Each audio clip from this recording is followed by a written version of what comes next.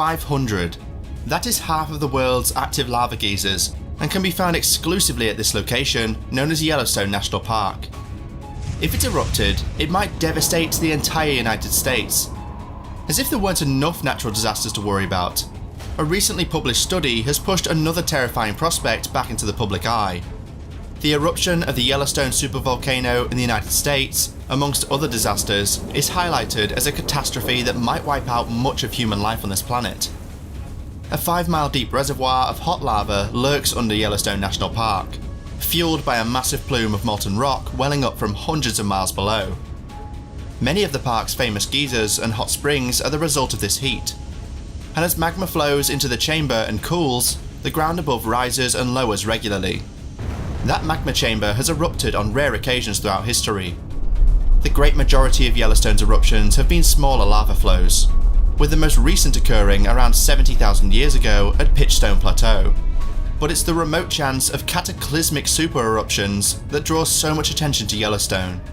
A super eruption is defined as anything with a magnitude of 8 or above on the Volcano Explosivity Index that ejects at least 1,000 cubic kilometers or 240 cubic miles of material. That's enough to bury Texas 5 feet beneath the ground. These super eruptions are thousands of times more powerful than even the most powerful eruptions we've seen in the past. Yellowstone has had 3 of these truly huge eruptions: 2.1 million years ago, 3.1 million years ago, and 664,000 years ago. The last of these, at Yellowstone Lava Creek, discharged so much material from below that it created the Yellowstone Caldera, a 34-mile by 50-mile hole in the ground. It's worth mentioning that Yellowstone isn't the only supervolcano on the planet. Geologists have discovered evidence of at least 47 super eruptions throughout Earth's history. The most recent occurred some 26,000 years ago in New Zealand's Lake Taupo. More spectacularly, shifting tectonic plates created the massive Toba eruption 74,000 years ago. This precipitated a catastrophic 6 to 10 year global cold, which some believe nearly wiped out the embryonic human race. Although this is not an absolute rule, the Earth has undergone around one super eruption every 100,000 years on average. How dangerous is the Yellowstone supervolcano? Fortunately, the Yellowstone volcano in Wyoming does not erupt very frequently. The last time this happened was around 640,000 years ago. No one knows when it will explode again, but by some estimates, it may happen at any time. When it happens, the eruption will send 240 cubic miles of rock, dust and ash into the sky, just like the last great explosion. It would also cause a magma flow that would bury the land within a 40-mile radius. Colorado, Wyoming and Utah would be submerged under up to 3 feet of ash. Parts of the Midwest would be coated in several inches of ash, becoming dark. If that isn't bad enough, the release of dust and hazardous chemicals like sulfur monoxide into the atmosphere would create an acidic veil surrounding the planet, reflecting sunlight. This would result in a significant cooling of the global climate for at least several years. This will also lead to crop damage and the breakdown of the electricity grid. There would be a significant loss of life if there was no sunlight, warmth, or food. Of course, the major question is when the Yellowstone supervolcano will erupt. The seismically active area of Yellowstone National Park experiences over 3,000 minor earthquakes every year, but catastrophic blasts are rare. Aside from the so-called Lava Creek eruption 640,000 years ago, the volcano totally exploded between 1.3 million and 2.1 million years ago, implying a gap of 660,000 to 800,000 years. Of course, no one knows when it will happen again, which is why geologists feel more resources should be allocated to volcano research. Currently, the FAA spends almost $7 billion per year on aviation safety, whereas volcanic projects, which have the potential to cause far greater losses, receive only $22 million in research funding. So what would a Yellowstone eruption look like? Let us stress that the chances of any type of Yellowstone explosion, large or small, are extremely remote. But if we're talking hypothetically, the most likely Yellowstone eruption scenario is a smaller event with lava flows and maybe a normal volcanic explosion. This would most likely be caused by a series of earthquakes in a specific area of the park where the magma rose to the surface. In the improbable event of a considerably larger supereruption, the warning indications would be far more pronounced. We'd probably experience strong seismic activity across the entire park at first. Before an eruption, those tremors would take weeks or months to break up the rocks above the magma. And what if there was a supereruption, an event 1,000 times more powerful than an ordinary volcanic eruption that spewed at least 240 cubic miles of material and lasted weeks or months? The lava flows themselves would be contained within the park within a pretty short radius, perhaps 40 miles or so.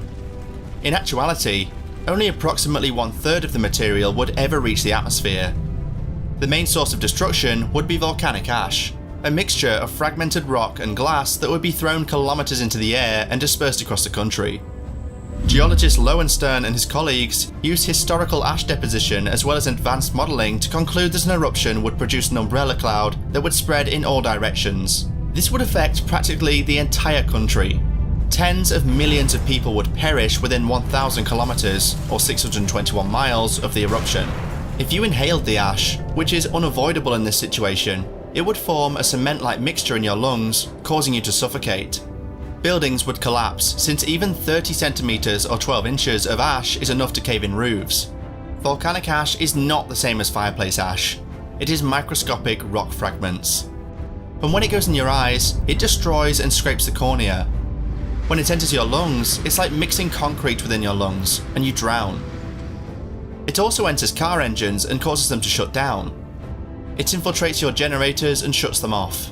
It gets inside plane engines and causes them to crash, so no more plane traffic. Even if you were outside the 1,000 kilometer range, you'd be in big trouble. According to experts, even the east coast of the United States would be blanketed in 1 centimeter or 0.4 inches of ash, which would be extremely hazardous to our human lungs. Parts of Europe would even witness ash, with a light dusting falling on them. That wouldn't be the only effect they'd feel.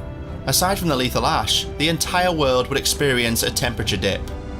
The ash in the air would block out the sun, causing severe weather shifts.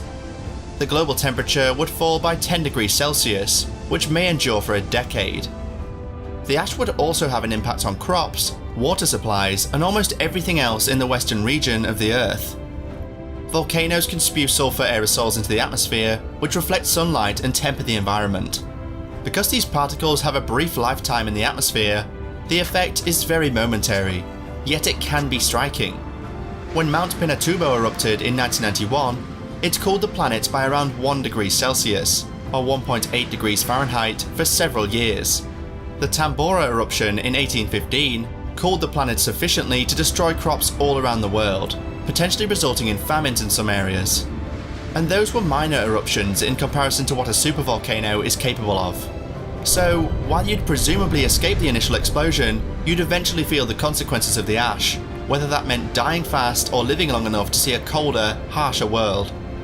Fortunately, you can take a big intake of ashless oxygen, knowing that something like this is unlikely to occur in our lifetime. This type of Yellowstone explosion is known as a supervolcanic eruption. A hydrothermal eruption is a more plausible explosion at Yellowstone. This primarily entails a lot of steam and some rock tossing. Although something like this would be horrible, it wouldn't be quite as frightening as what we're witnessing here. A comparatively simple lava flow would be an even more plausible Yellowstone eruption. In fact, we've experienced roughly 50 of these eruptions with no victims since the last massive explosion 600,000 years ago. However, throwing trash into lava will very certainly result in death. Any of those scenarios would be disastrous. That much volcanic ash has the potential to destroy people, plants, and animals, as well as crush buildings.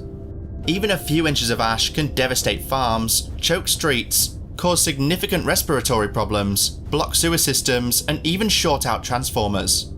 Much of North America's air travel would be forced to halt. Yikes. So, how likely is a Yellowstone supereruption? Extremely low. In fact, it's feasible that Yellowstone will never erupt again. There is currently no indication of an impending eruption. Yellowstone National Park continues to experience earthquakes, and the ground continues to rise and fall, but this is nothing unusual.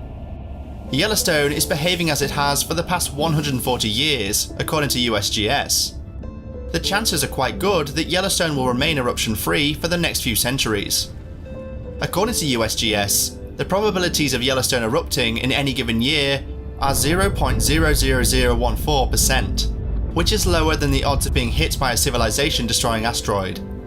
Even that isn't a good estimate, because there's no guarantee that Yellowstone erupts on a regular cycle, or that it's due for another eruption. In fact, there may never be another large eruption in Yellowstone. Super eruptions will occur on Earth in the future, but will they occur in Yellowstone? That is not a given, Lowenstern says. Yellowstone has already led a long and fruitful life. The fourth eruption may be the last. After all, volcanoes do die out. The magma chamber beneath Yellowstone is being influenced by two conflicting forces: heat from below and relative cold from the surface. If less heat enters from below, the chamber could potentially freeze, eventually becoming into a solid granite body. Apart from being a site of a potentially deadly disaster, Yellowstone Park serves as a major contributor to the economy of the US due to its tourism facilities. According to a new National Park Service assessment, the economic impact of Yellowstone on the local economy was $647.1 million in 2018, sustaining 7,089 employees. In total, 4.1 million Yellowstone visitors spent $512.6 million in areas near the park in 2018. This resulted in a total economic impact of $647.1 million for Yellowstone. These figures demonstrate the immense positive impacts that our national parks have on our local economies, stated Yellowstone National Park Superintendent Cam Shawley. Our national parks are one of the best taxpayer investments in this country. For many reasons, well beyond economics, we must invest vigorously in the future protection of these great locations. According to the research, more than 318 million park visitors spent $20.2 billion directly in areas within 60 miles of a national park. This funding supported 329,000 jobs across the country, with 268,000 of those jobs located in these gateway communities. The total economic gain to the United States was $40.1 billion. In 2018, lodging charges accounted for the lion's share of visitor spending, totaling over $6.8 billion. Visitors spent $4 billion in restaurants and bars and another $1.4 billion in groceries and convenience stores, making food the second most expensive category. Visitor spending on hotels supported over 58,000 jobs, and restaurant spending supported over 61,000 jobs. Visitor spending in the recreation sector supported over 28,000 jobs, while retail expenditure supported over 20,000 jobs.